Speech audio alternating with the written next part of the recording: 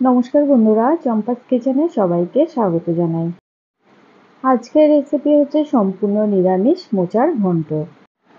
খুব সহজে ঘরে থাকা উপকরণ দিয়ে এই সুস্বাদু রান্নাটা আমি কি করে করি, চলো তার রেসিপিটা চটপট দেখে নেওয়া যাক। সাবেকি এই রান্না যে কোনো পুজো পার্বণ কিংবা নিরামিষ দিনে অবশ্যই বাড়িতে ট্রাই করতে পারো। আশা করি বাড়ির বাচ্চা থেকে বড় সবার এটা খেতে ভীষণ পছন্দ হবে।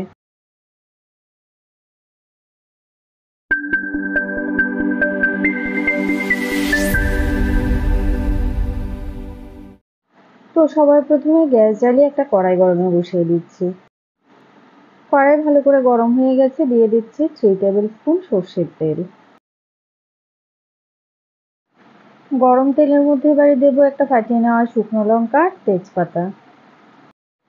কয়েক সেকেন্ড নাড়াচাড়া করে শুকনো লঙ্কাটাকে কালো করে ভেজে নেব। এবারে এর মধ্যে দিচ্ছি কিছু গোটা গরম মশলা আর হাফ টিস্পুন গোটা জিরে, 1 চিমটে হিং দিচ্ছি। মোচা আর আলুকে সামান্য নুন হলুদ দিয়ে প্রেসার কুকারে একটা সিটি মেরে ভাপিয়ে নিয়েছিলাম। আলুর টুকরোগুলোকে এবারে কয়েক মিনিট তেলের মধ্যে ভেজে নেব। এই সময় এর মধ্যে 1 মুঠো করে কিশমিশ আর কাজু বাদাম দিচ্ছি। যেহেতু নিরামিষ রান্না তাই এগুলো দিলে খেতে বেশ ভালো লাগবে, তবে তোমরা চাইলে নারকেল কোড়াও কিন্তু ব্যবহার করতে পারো। এবারে এর মধ্যে দেব টমেটো, আদা আর কাঁচা লঙ্কা বাটা। একটা টমেটো, হাফ ইঞ্চেস আদা, 3টে কাঁচা লঙ্কাকে সামান্য জল দিয়ে কেটে নিয়েছি। একই সাথে দিয়ে দিচ্ছি 1 টিস্পুন লবণ, হাফ টিস্পুন করে দিলাম হলুদ গুঁড়ো আর কাশ্মীরি লঙ্কা গুঁড়ো, দিচ্ছি 1 টিস্পুন জিরে গুঁড়ো আর হাফ টিস্পুন ধনে গুঁড়ো। এবারে সমস্ত কিছুকে মিডিয়াম টু লো আঁচে কষিয়ে নেব। আমাদের চ্যানেল চম্পাস কিচেনের রেসিপিগুলো যদি তোমাদের ভালো লাগে তাহলে অবশ্যই চ্যানেলটাকে সাবস্ক্রাইব করে নেবে এবং পাশে থাকা বেল আইকনটাকে প্রেস করে দেবে। এতে করে যখনই আমি নতুন ভিডিও আপলোড করব সাথে সাথে এর নোটিফিকেশান তোমাদের কাছে পৌঁছে যাবে। কথা বলতে বলতে এদিকে মশলা কষানো হয়ে গেছে। ভাপানো মোচাগুলোকে ভালো করে জল ঝরিয়ে হাতের সাহায্যে একটুখানি চটকে নিয়েছি।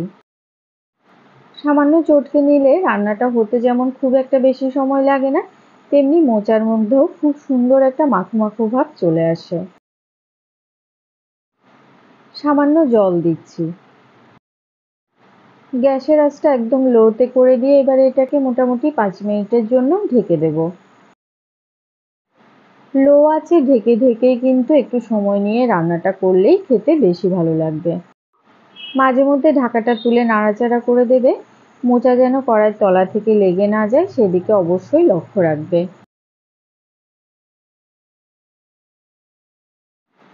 মোচা প্রায় সেদ্ধ হয়ে এসছে।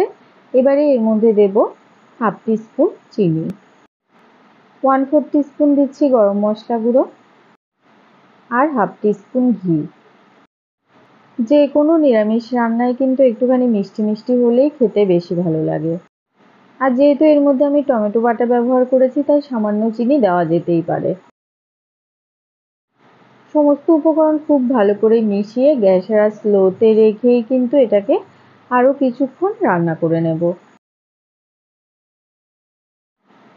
লো ফ্লেমে আরও 5 মিনিট ঢেকে সেদ্ধ করার পরে দেখো বন্ধুরা, সমস্ত মশলার ফ্লেভার কিন্তু খুব সুন্দর করে মোচার ভেতরে ঢুকে গেছে। আলু পুরোপুরি সেদ্ধ হয়ে গেছে।